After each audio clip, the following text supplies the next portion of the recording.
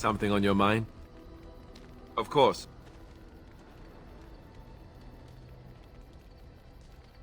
Sure, I could. I could even teach you, I suppose. Anyone who's been trained as a warrior. I guess if I'm going to give up Chantry secrets, I may as well go all the way. Send whoever you want trained to me in camp, and I'll see what I can do.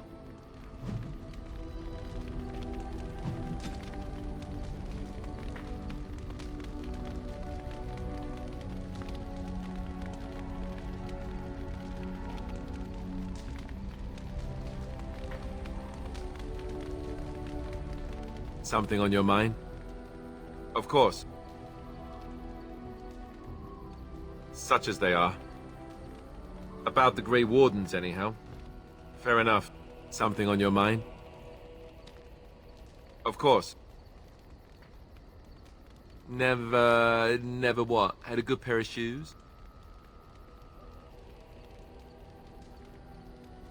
I'm not sure I do. Have I never seen a basilisk? Ate jellied ham? Have I never licked a lamppost in winter? Make fun of my comrade in arms? Perish the thought. Well, you tell me. Have you ever licked a lamppost in winter?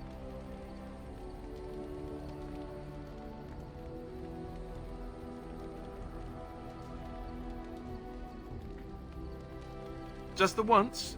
And you didn't lose half of your tongue in the process? I'm impressed.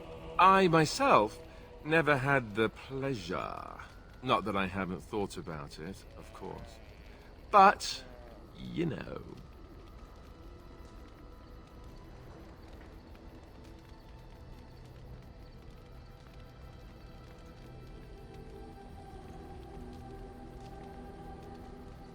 Oh, that's funny.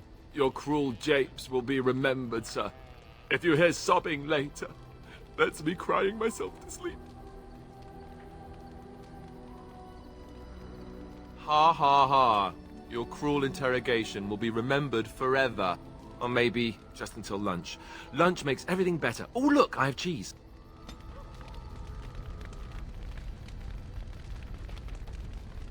Something on your mind? Of course.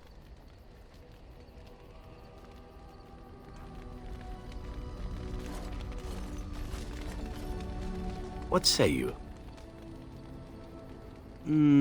I could teach others, but not yourself. First, I would need someone who has training as a rogue. That is, unless you would care to spend the years it takes to gain the fundamentals. But if there should be such a person who desires this training, yes, by all means, send them to me. The crows are already furious, no? I shall enjoy tweaking their nose further. What say you? Not everyone, but a handsome man like yourself. Why not? I am sure you are a man who draws many stares from women and other men alike. Does this bother you?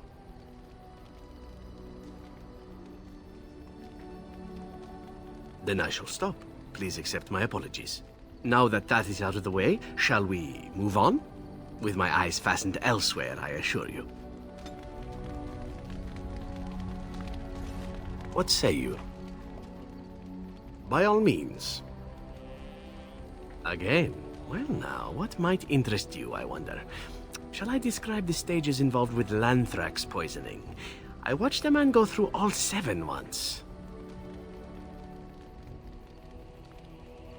Haha, you have rather macabre tastes, I see. I like that. Let's see, how about the largest battle I ever took part in? That would have been the slaughter of Prince Azrin.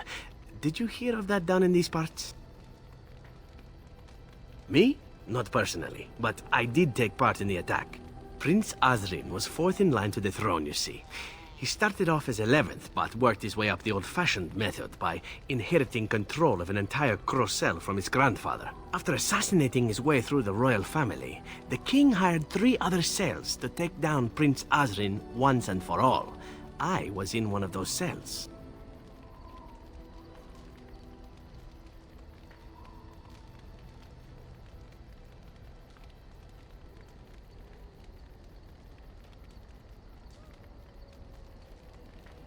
Antivan royalty is very much bound up in the Crows. You wouldn't want it run by a bunch of commoners, after all, would you? And this means they get involved in politics quite often. This particular fight nearly bankrupted the nation, I understand. It almost ended up putting a Crow on the throne, a commoner. But that's a whole different story. I played a very small part. Antiva might seem a bit odd in that way to outsiders. We take it in stride, however. Assassins are simply part of the landscape, so to speak. My part in the entire battle was taken up trying to reach Princess Verina, who had thrown in with her brother. I killed about 11 of her guards personally before I got knocked out of a window. I landed in a river and nearly drowned. I was fished out by some urchins who robbed me blind. Made off with my boots, too. At least they didn't cut my throat. And that was my part in history.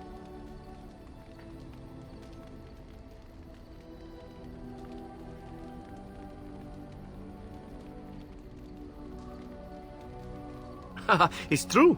I live a charmed life. One of the prostitutes that raised me was a fortune teller. Said I wouldn't die young. She was rather startled by that. But there you go. Tale told. Let's be off before I tell more embarrassing stories, huh?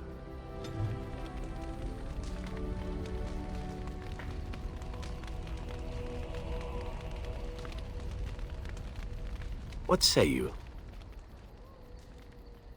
By all means. Well, the only one that's really worth telling is the story of the mission right before I came to Ferelden. But no, I would rather not. I shouldn't have said anything. Nothing that I would prefer to speak of. Perhaps another day, I'm sorry.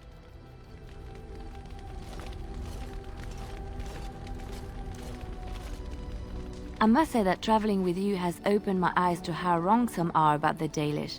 You are not at all savage, and I've not seen you snatch away women and children without provocation.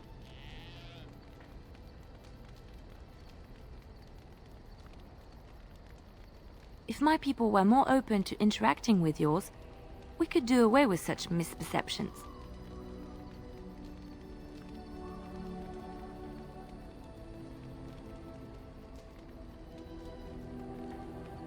I hear many city folk talk about how wonderful it must be to live simpler lives, close to the earth.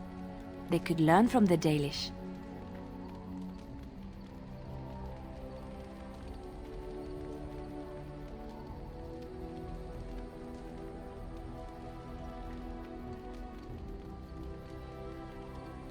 I'm sorry. I did not mean it like that. I wasn't trying to belittle your culture. I have met very few elves, and those that I have met were pledged to the service of Orlesian nobles. They are serfs. There is no slavery in Orlais. Elven servants are well compensated for their services.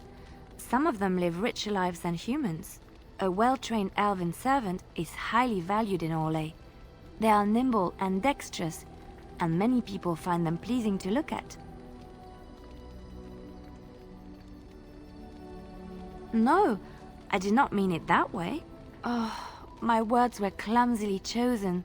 I did not mean to offend. I am sorry.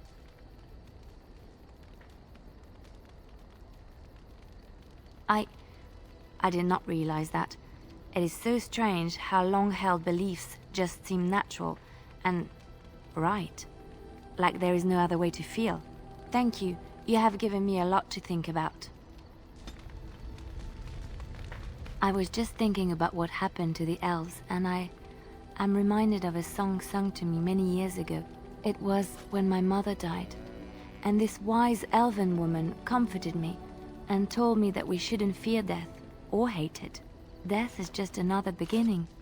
One day, we must all shed our earthly bodies to allow our spirits to fly free.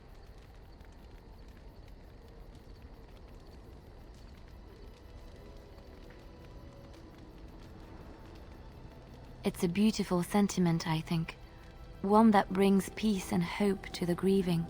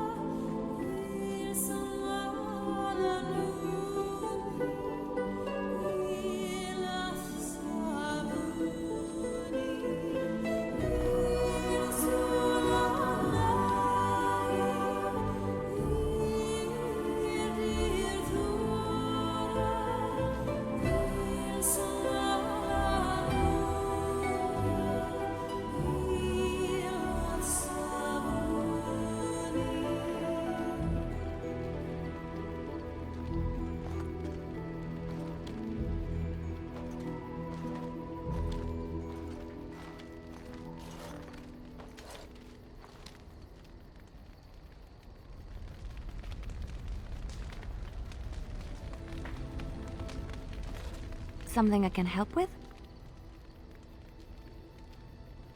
Yes? What's on your mind?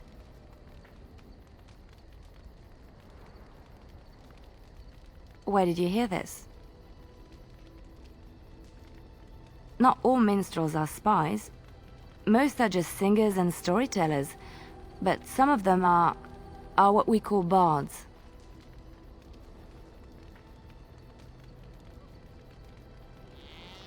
Many use the two words minstrel and bard interchangeably, but to do so in Orlais would cause misunderstanding. Bards are minstrels and more. Spies, as you say. Some say there is a bard order, but I don't think this is true. Many bards work alone or in small groups, doing the bidding of a patron who pays for their services. If there is an organization behind it all, no one knows who they are.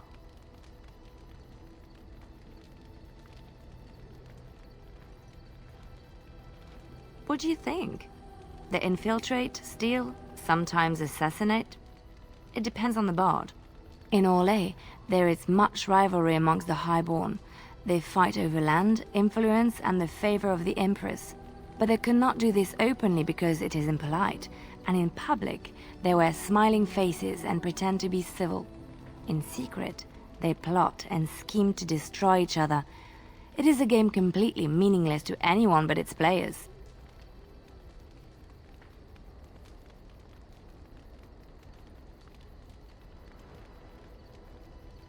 Spy on you? What would you have that a spoilt and bored Orlesian nobleman could want? I have revealed too much, it seems, but it doesn't matter what I used to be. It is the past.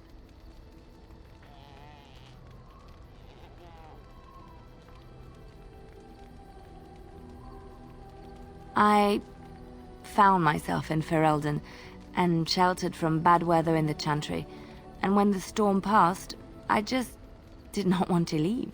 I like to say the Maker brought me here. Something I can help with?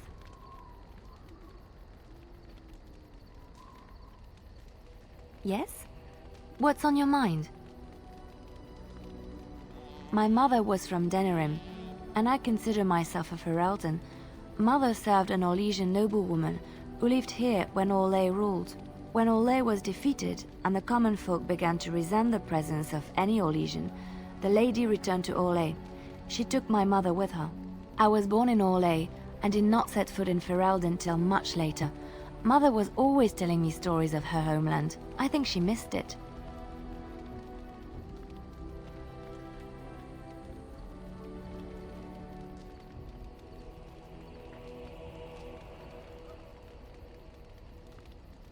Mother died when I was very young.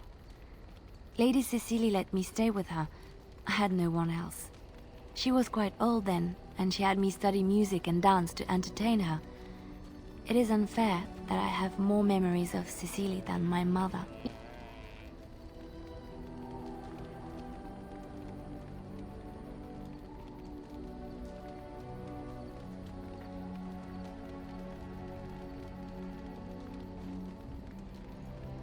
Strangely, the only thing I really remember of Mother was her scent. She kept dried flowers in her closet amongst her clothes. Small white Ferelden wildflowers with a sweet fragrance. Mother called them Andraste's Grace. They were very rare in Orlais. But enough about that. Let us move on.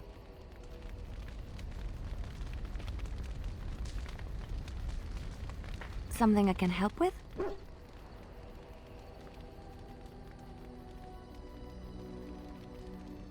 Yes? What's on your mind?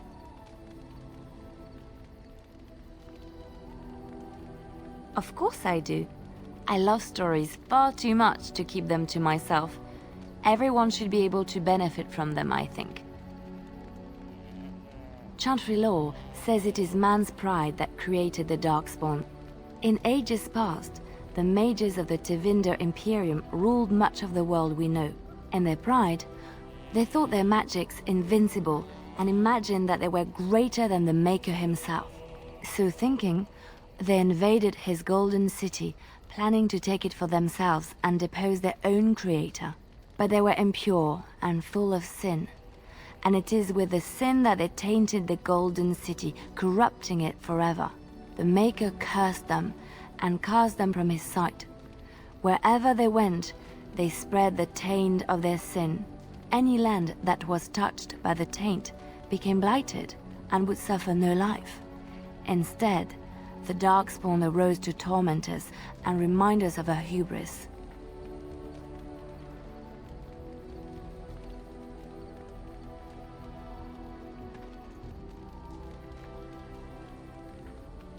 Of course, Orlesians enjoy telling stories.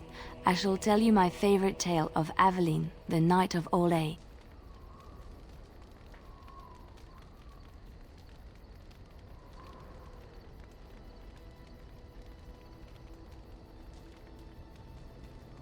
A long time ago, a girl child was born to a farmer. He had hoped for a son, not a daughter, and so he told his wife to abandon the child in the woods. Before the cold could claim her, the baby was found by a tribe of Dalish elves who took pity on the poor mewling thing and raised her as their own. Aveline, for that is what they called her, grew strong and quick and clever under the guidance of the elves. She learned to wield the sword as well as any man, could kill a deer with an arrow at 100 paces, and was as graceful on the back of a horse as she was on foot.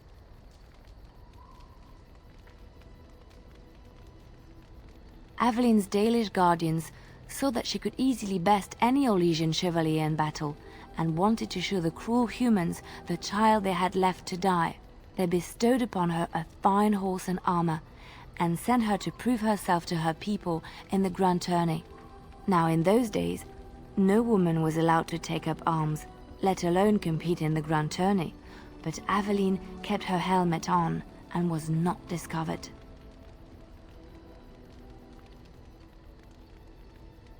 Aveline won many events and gained the approval of the adoring crowd. Eventually, she came face to face with the knight Keleva in the grand melee. Aveline had already bested him in the joust, and Keleva was determined not to lose a second time. Out of desperation to regain his honor, Keleva tripped Aveline and tossed her to the ground, ripping off her helmet as he did so.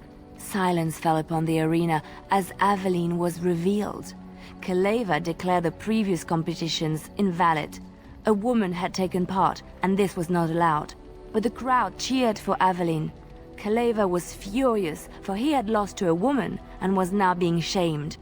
Blinded by his rage, he forced Aveline to her knees. "Know your place, woman," cried he, and slit her throat.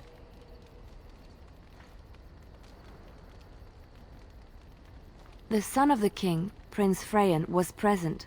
He recognized Aveline's skill and bravery and began to see the injustice done to the women in his land. When he was made king, he rewrote the laws of Orlais so that women could also become chevalier. He honored Aveline and knighted her after her death. And to this day, any female who is knighted reveres Aveline the Brave, for she is the patron of all women chevalier.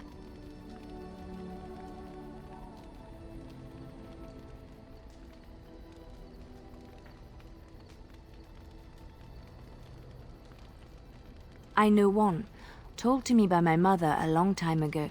It always chilled me to the bone. Maybe you have heard of Flemeth?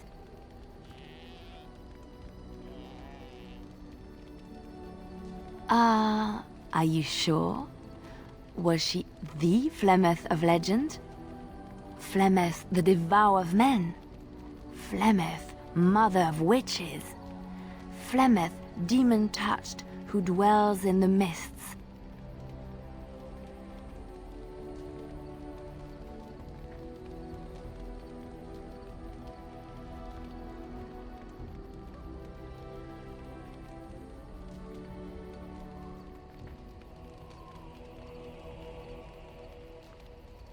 Ferelden mothers scare their daughters with talk of Flemeth. They say that if you're bad, Flemeth will spirit you away and bind you to her forever. They also say that Flemeth mourns her lost beauty and will steal yours through your looking glass if she catches you.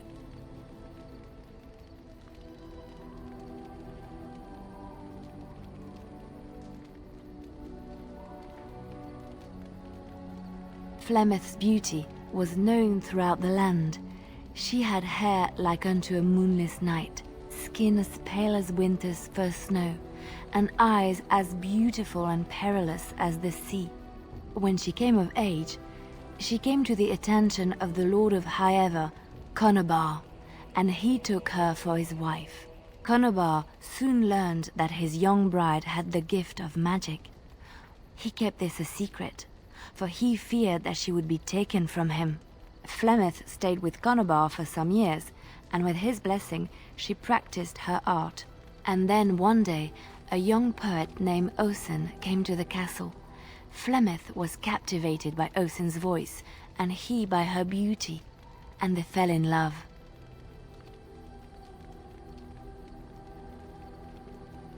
Flemeth longed to be with her true love, and she and Osen fled from Conobar's lands, seeking refuge in the Kokari wilds with the Chasing tribes.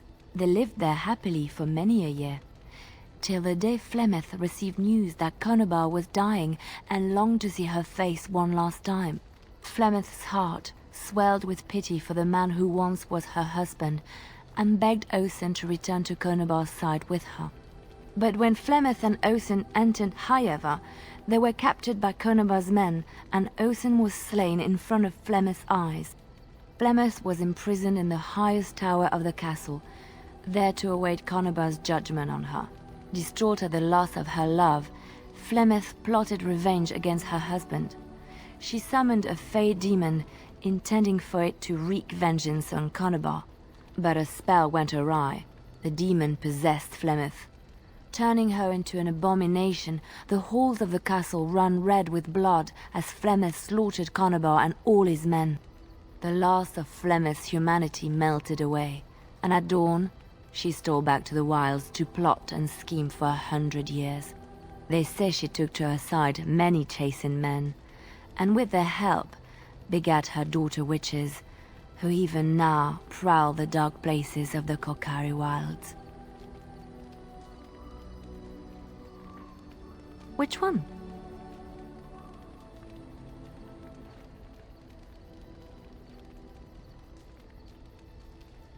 I know little about your people, but I may be misinformed, and I would hate to offend you. I have heard a little about how the elves gained their freedom from the Tevinter Imperium. When Andraste began her exalted march against the Imperium, the elves joined her cause to fight their masters. The great elven leader, Shatan, born in captivity, rose up to lead his people. He foresaw a future where the elves were free. Shatan was killed when Andraste was betrayed, but the elves continued to fight, eventually breaking free of the Imperium. The elves claimed the Dales in the south and settled there in a land of their own.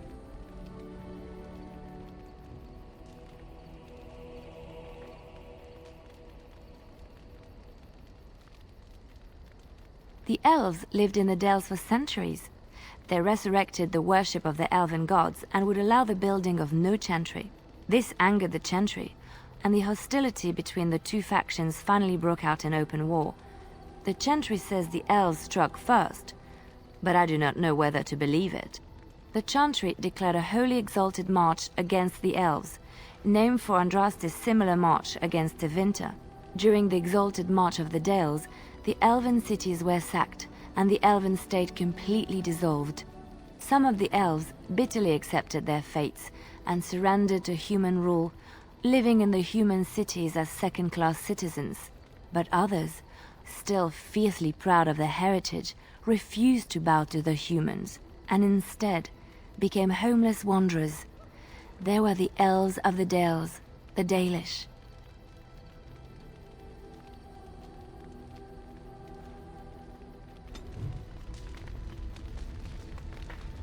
Something I can help with? Yes? What's on your mind? Of course I do. I love stories far too much to keep them to myself. Everyone should be able to benefit from them, I think.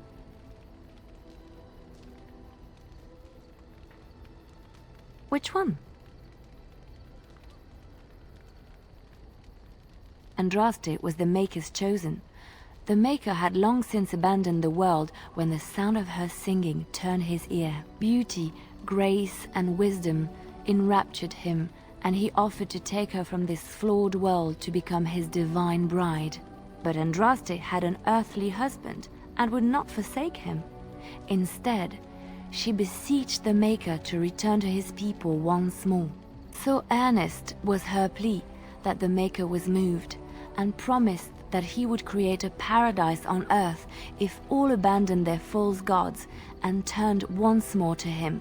And this is why Andraste began her exalted march on the idolaters of the Tevinter Imperium. The Maker granted her his powers with which to smite her enemies.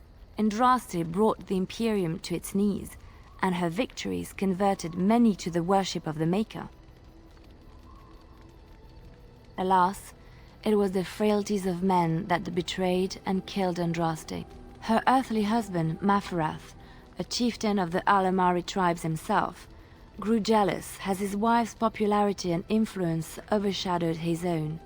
She was also revered as the Maker's betrothed, and Maferath began to see their own bond waning in significance as Andraste became ever more devoted to the Maker. Out of envy and spite, Maferath made a pact with the Archon Hessarian of Tevinter, allowing his beloved Andraste to be ambushed and captured. Andraste was burned at the stake in Minrathous, the capital of Tevinter.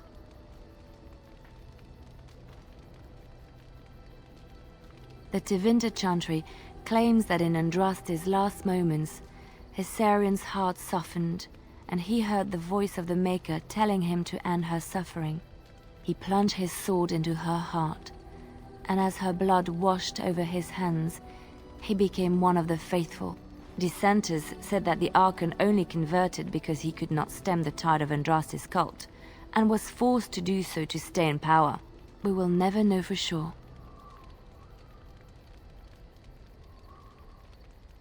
Beauty, grace, and wisdom enraptured him, and he offered to take her from this flawed world to become his divine bride.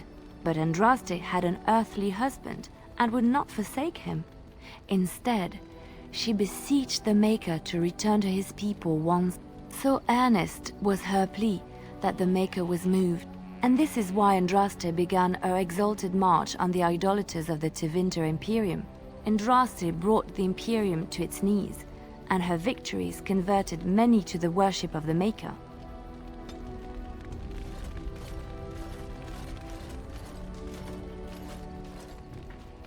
What's on your mind? I have watched you for a time, and perhaps I was wrong. There seems to be something special between the two of you. It doesn't happen often, but I see her smile to herself sometimes when she watches you.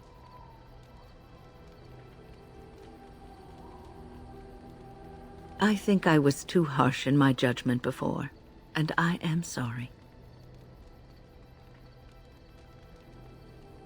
What you have may not last forever. Death and duty may part you, but love's worthiness is not diminished because of that. I should have seen this before. Instead, you learn to cherish every precious moment that you spend together, knowing that it may be the last. And for those of us watching, well, it brings warmth to these old bones to know that something so beautiful can be found in the midst of chaos and strife.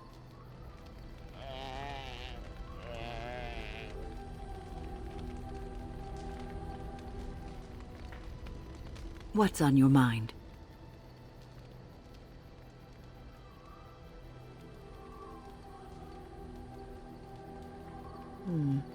Is something troubling you?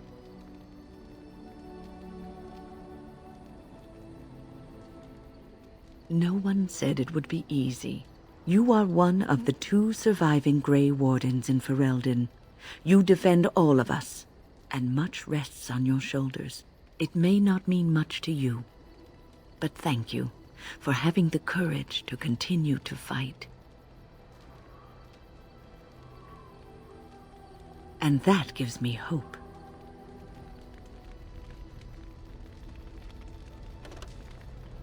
Have you heard much about the Grey Wardens of old?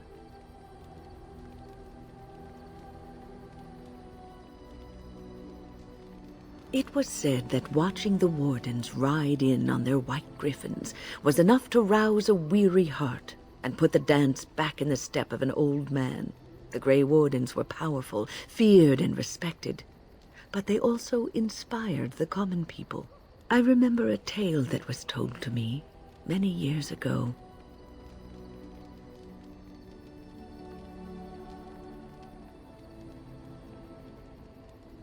Maker's mercy, it's like talking to a child.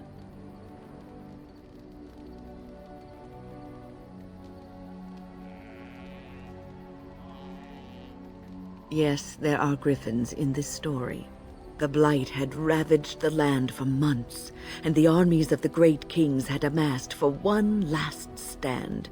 As the sun burst through the clouds that boiled and churned in the dark sky above, it illuminated a vast, seething horde of darkspawn, with the archdemon at its head. And it was then, when courage seemed to fail, and all lost to death and despair, that the Grey Wardens came. They arrived with the beating of wings like mighty war drums, and stood before the armies of men.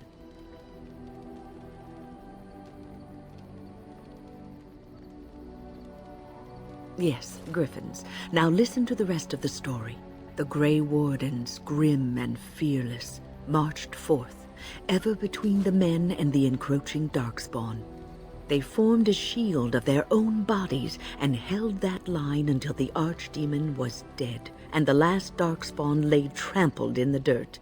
And then, demanding neither reward nor recognition for their sacrifice, the Grey Wardens departed. When the clouds finally rolled back, and the sun shone full upon the blighted ground, the great kings knew that they had lost no men, and none of their blood had been spilled.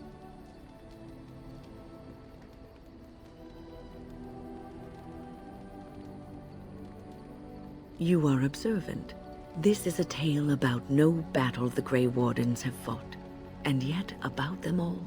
They have always defended us from the Darkspawn, taking losses so we do not have to. People may have forgotten over the centuries, but nothing has changed.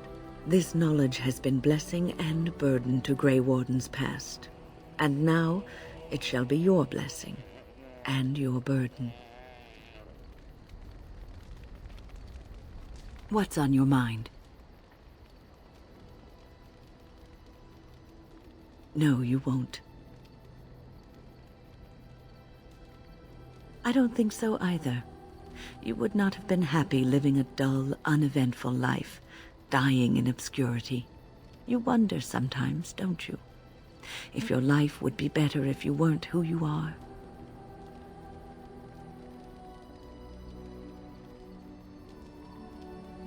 I didn't. Not for a long time. When I was a young woman in the tower, I came to the realization that the circle would be my life, and I would know no other. Family, love, a simple life. These were things that others took for granted, that I would never have.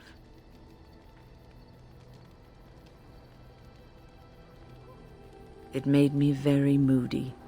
All I could think of was being trapped in that tower with no way out and no end in sight. I started hating my life and myself, and one night I found myself in the tower's chapel. I was seeking refuge, maybe answers.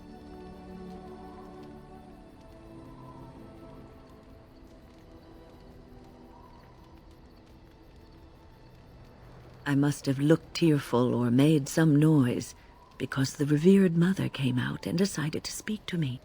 And because I had no one else to talk to, I talked to her. I must have said many silly things, but she told me that the Maker puts us all on our paths for a reason, and fighting our intended course is what causes so much anguish.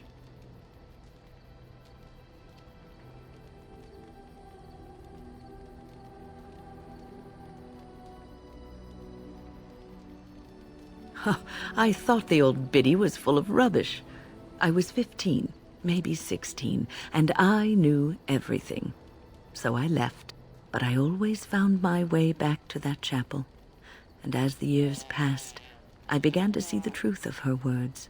We were supposed to be polar opposites, mage and priest. But we weren't. There was much about us that was the same.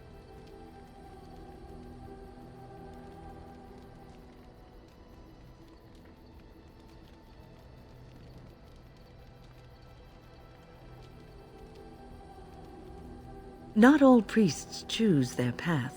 Some children are given to the chantry to raise and become initiates. The revered mother had lived in the chantry all her life, as I had been in the tower for all of mine. She taught me that you can find your family in the people around you, that you can love your work and find fulfillment in duty. And there is joy even in self-sacrifice. If you put others before yourself, then their well-being is yours, and their happiness is your happiness.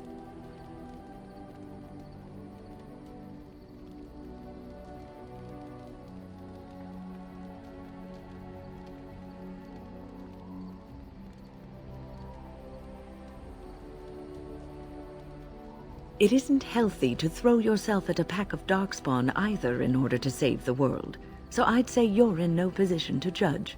You can scream and cry and be angry about life as a Grey Warden, or you can accept it and allow yourself to see the good in it. This is your choice.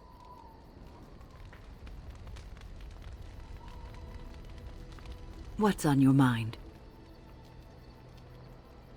I have always had an affinity for the spirits of the Fade. As a child, I never feared my dreams because I knew they were there.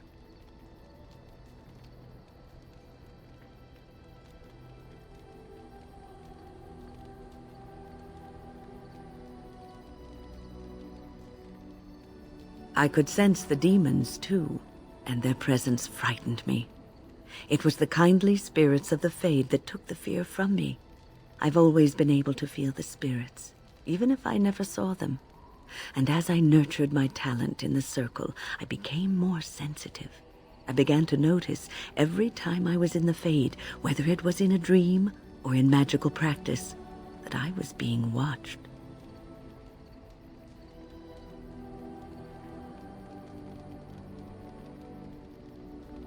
I suppose they must.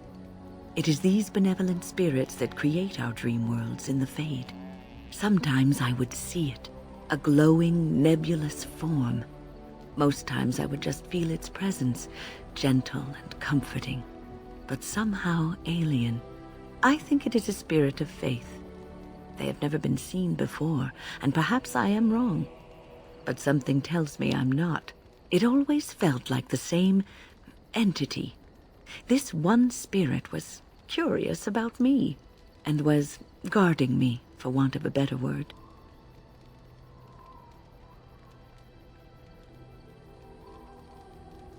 There were times when I was in the Fade that it seemed to stretch forth to shield me, keeping me safe.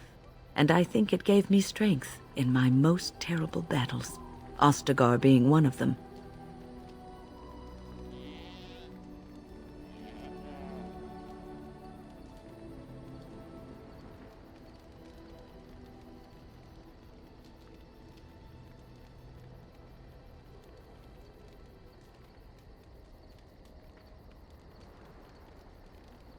I don't know why I was chosen.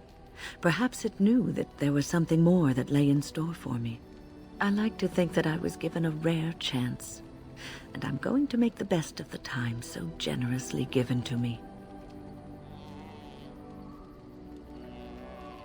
I will not lie motionless in a bed with coverlets up to my chin, waiting for death to claim me. That is not the death for me. And so I will fight alongside the Grey Warden, and help prepare him for the task that is yet before him. So you had better listen to me, because I swear, if I should fall before the end and you don't seem to be doing things properly, I'll get up again to give you a good finger-wagging. You know, I think you'll be all right, even without my help.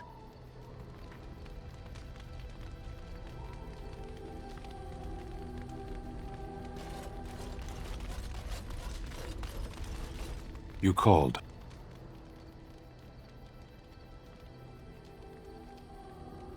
I am hardly surprised.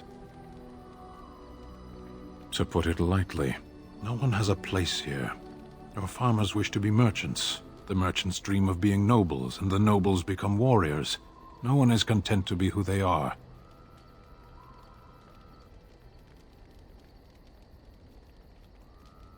Perhaps. It's strange to be in a crowd and hear a language that is not your own, to see faces that are and aren't like yours. I miss the smells of Saheron, tea and incense and the sea. Ferelden smells of wet dogs.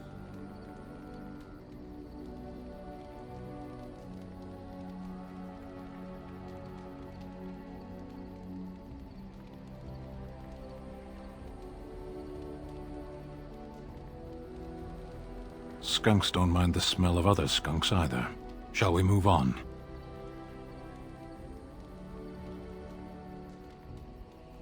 What does that accomplish? The farmer who buys a shop is never a merchant.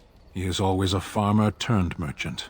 He carries his old life with him as a turtle carries its shell.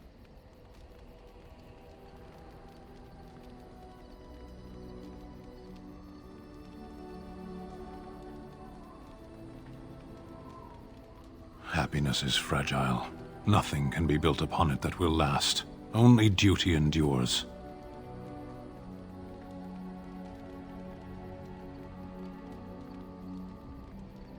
You can learn to find it in doing your duty, in serving your people. There is no need to search for it. Shall we move on?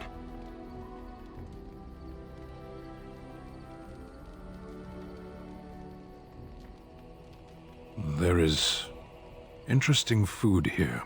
You have a thing. It doesn't have a word in the Qunari tongue.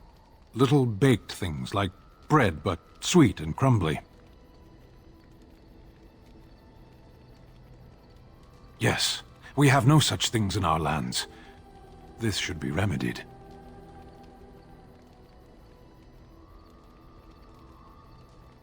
Shall we move on? Speak, then. Undoubtedly, they've used it to kill countless people.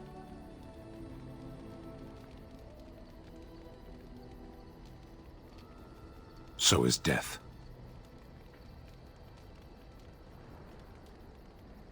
I have no feelings you can hurt, Warden. Very well.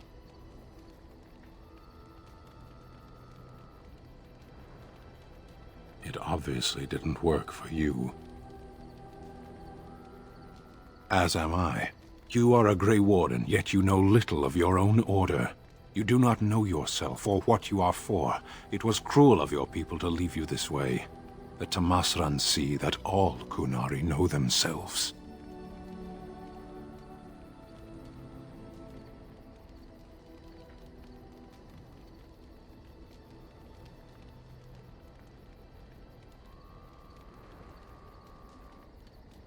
Why do you hesitate? It is your task to fight the Archdemon, isn't it?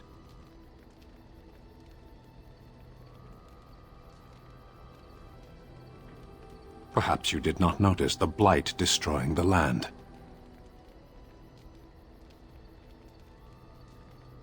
At least we would be going in the right direction. I weary of this. Can we move on? Very well. What makes it mine? It was theirs to begin with. They knew me before I was born. I was birthed on the day they chose, placed in the world by their hands. When I die, it will be the Tamasrans who note my passing. I am their work. What I do is for my people, always.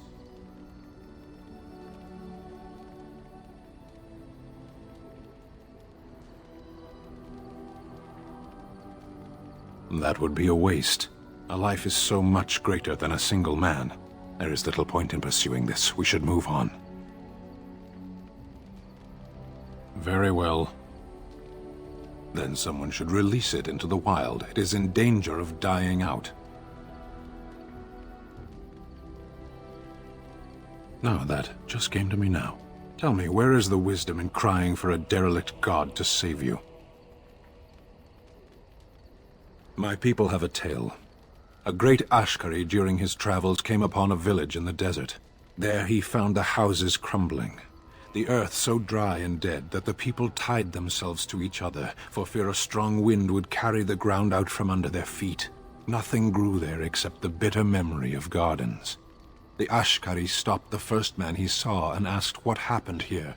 Drought came, and the world changed from prosperity to ruin, the man told him. Change it back, the Ashkari replied. The villager became angry then, believing the Ashkari mocked him, for no one could simply change the world on a whim. To which the Ashkari answered, "Then change yourself. You make your own world."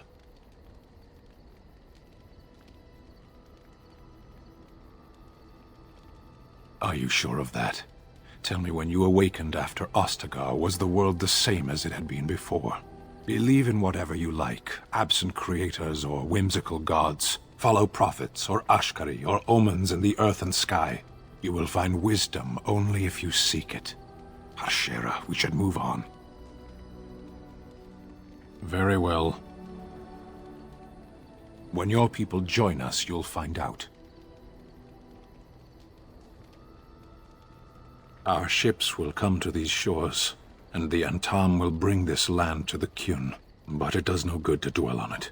Hashira, we should move on. Very well. Then I suggest we move on. I am hardly surprised. Very well. Speak, then. We have no mages such as you do. We have beasts in the shape of men who perform tricks.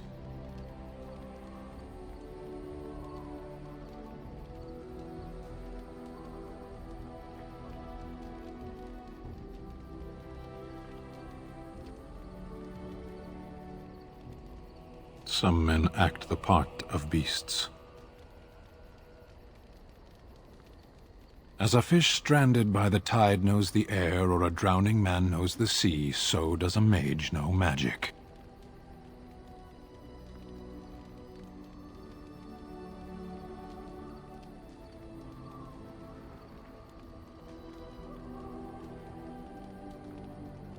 Can you have just a little drowning? Some things come only in excess. Hashira, are we going to fight the Darkspawn or chatter until they grow bored and leave?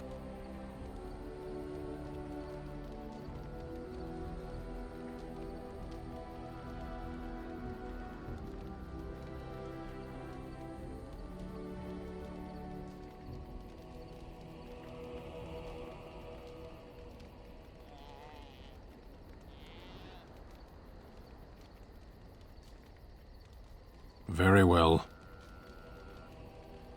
I misspoke. They are not beasts. Beasts learn eventually.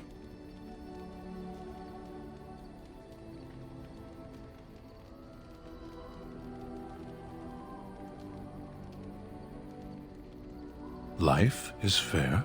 Is there some reason you insist upon discussing this?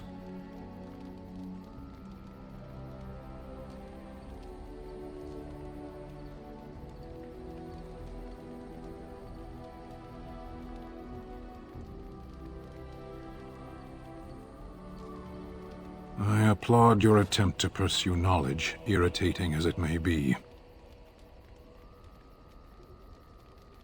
I know nothing of mages themselves, only their actions. There is no use talking of this. We should move on.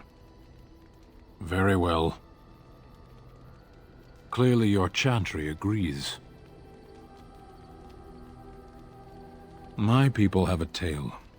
An Ashkari walked among the fields once, observing the laborers at work. Flax bloomed all around him, the color of still water. The air rippled like a curtain. As he stopped to examine a blossom, a bee stung him on the hand. The Ashkari turned to a laborer for aid and noticed for the first time the heavy gloves and coat she wore. As she tended to him, the Ashkari asked them why she was dressed so in such stifling heat. "To avoid your fate," she replied. "But there are many thousands of bees here," the Ashkari said to her, "and only one stung me. Surely your caution is unwarranted." "The stinger is always a surprise," agreed the laborer. "But so is the bee that simply passes one by."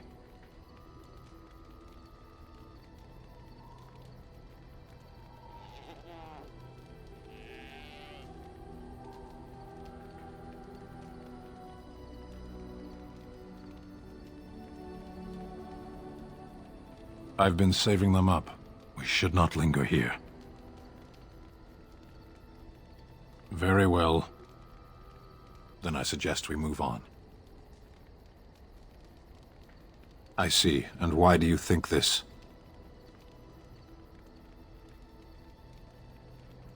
It's a wonder why you even speak sometimes. Speak, then. Then I suggest we move on. As you wish.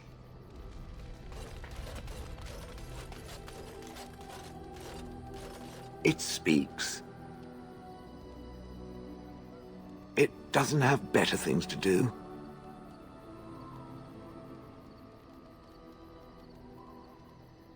I do not sleep, so yes, and I thank it for reminding me. Try to imagine, if it will, what it would be like to be surrounded by nothing but boring peasants, all oblivious to it.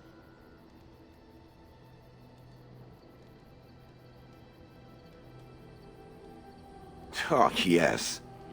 It certainly was the height of intrigue to listen to the accounts of how young Dornan had scandalized the village by his purchase of an Orlesian hat. And the argument that those two muddy farmers had over the price of barley for a whole summer. Riveting.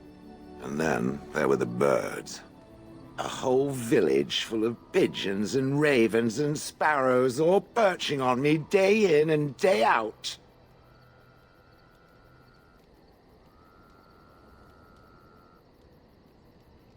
Those foolish villagers would spread birdseed near me, drawing the birds, because they thought having birds perch on me was quaint. Quaint! If there hadn't been the occasional kind soul to scour me clean, I don't care to discuss this anymore. It speaks. It doesn't have better things to do.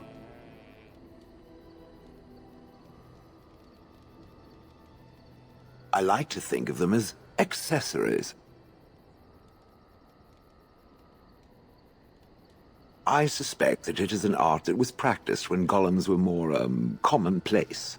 My former master collected whatever lore he could find on the subject. He searched far and wide to collect what crystals he could and then added them. It is not an unpleasant sensation.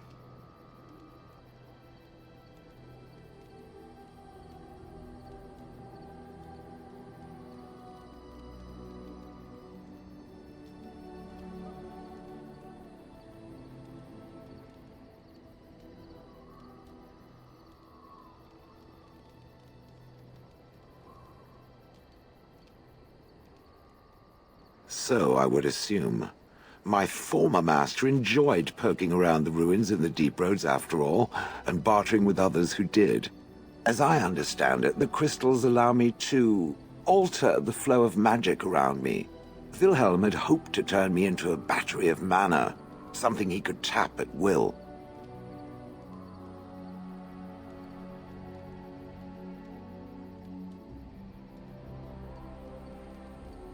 Not really. Although now that I think of it, these attempts may be what caused my disruption. Some of the crystals increase the presence of mana, some absorb or reflect spells. There are various kinds. All I can promise is that should it ever find one of these crystals, I can likely tell it the function and what it would do if added to me.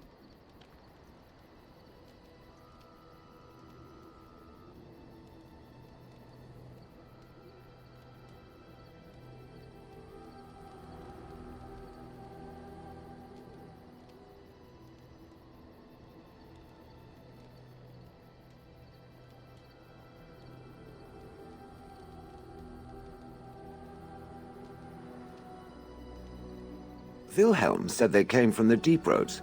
So, anywhere such things end up, I suppose. That answers its question, I assume? Unless it has more. That is true. I do not.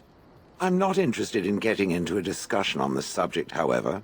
Ask another time. If it is done asking overly obvious questions, let us find some humans to throw off a cliff, or something.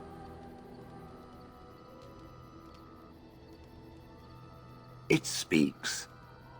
Yes, its adventures are interesting, even if the chances for success are remarkably slim. It would be better to throw oneself off a cliff, I suspect. Does it wish me to leave?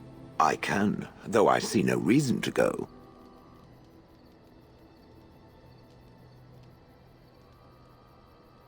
Refreshing. Normally, such words would be accompanied by the wave of a control rod. I shall remain as it asks. Perhaps we should continue. Its chances of success are small enough without further dawdling. It speaks. It doesn't have better things to do. Did I not already tell it that I do not remember doing such? I remember having a master. My memories of what happened to him are vague.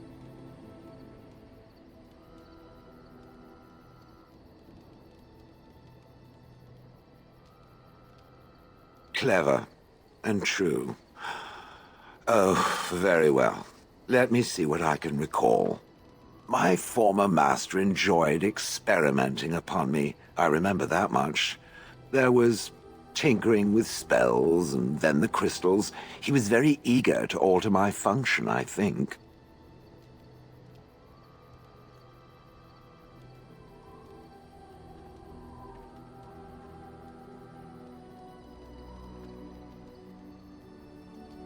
Flattery, and obvious flattery, too.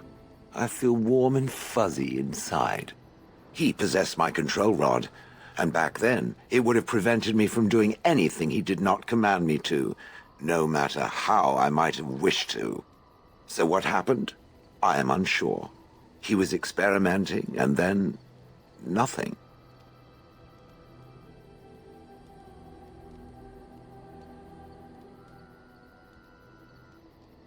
And then he was gone.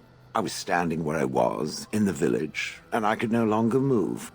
The villagers came, poked and prodded me in fear, and then realized they could neither move me nor destroy me, so they simply left me.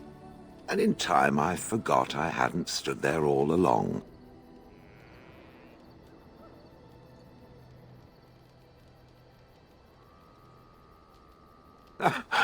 In fact, at first I found it more of a relief. For so many years, I'd had to leap to that little toadstool's every command. Get this, pick up that, put it down, pick it up again. The gall! At first, I'd hoped he'd simply decided to leave me there paralyzed. An acceptable trade-off. After years passed, I simply stopped caring.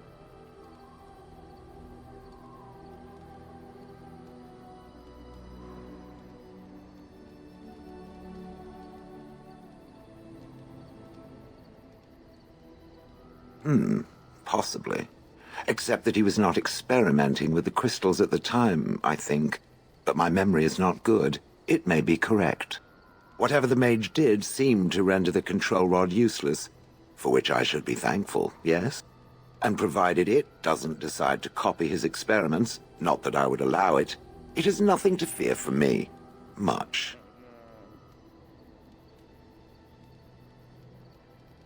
And now it knows, and doesn't it feel better? Let us get back to the walking and the fighting. My stone is beginning to itch again. It speaks. It doesn't have better things to do. Oh yes, that I remember quite well. My former master, the Mage Wilhelm, he brought me. As I recall, he had acquired some position with whatever lord ruled the land. I, being little more than a glorified possession at the time, was brought along. Oh, how he enjoyed impressing the villagers with me. Gollum, snarl at that villager there, be fearsome. And of course, I would have to do it.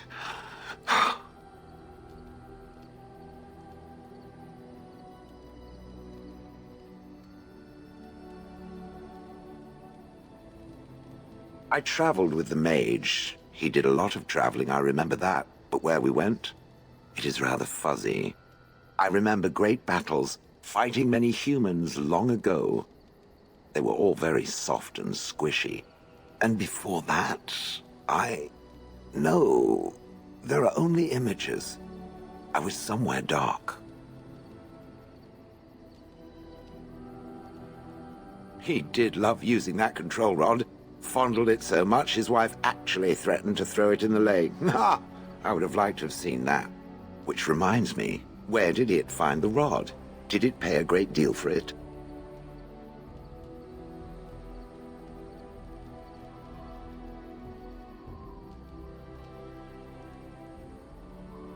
Hag.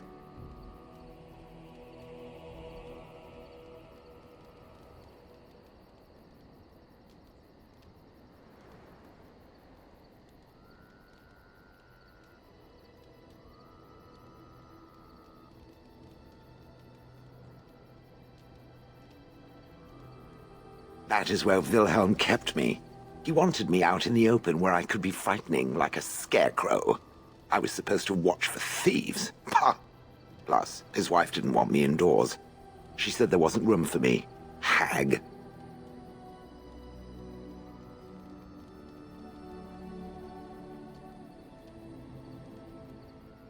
Humph! I was once larger, 10 feet tall. Then the loathsome hag complained that I couldn't fit through the doors. So the mage had me shrunk down. Can it believe it? And she still wanted me out.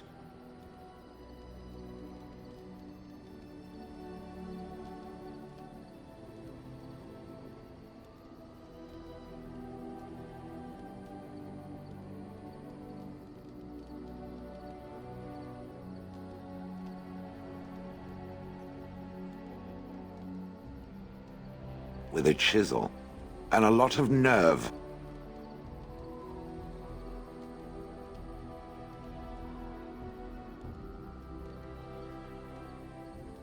I'd have happily stomped them all into paste, and then ripped down their little houses and stomped on them, too. In fact, after 30 years of watching them, I'd do it twice. What I didn't like was being ordered to do it. Dangled in front of those frightened morons like some scary thing. Once I was a statue, it took those villagers years before they'd even approach me. The first one to actually work up the nerve to touch me urinated himself. Ugh. Good. I was just about done talking about it. It does like to have a good chat now and again, doesn't it?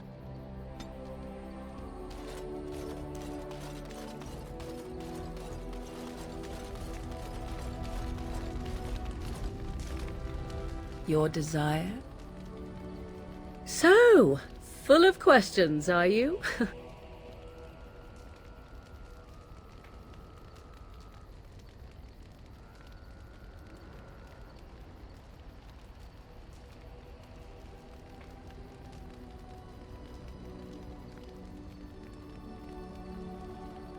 Now I have enough time to study Mother's grimoire to find a way to prevent her from stealing my body in the future. For she will be back. One day, I have no doubt of that. And if I cannot protect myself, one day I will track her down again in whatever body she inhabits, and she will die again, and again if need be. But there is no need to think of such things now. I have you to thank for saving me, so let us return to the task of dealing with the Darkspawn, no?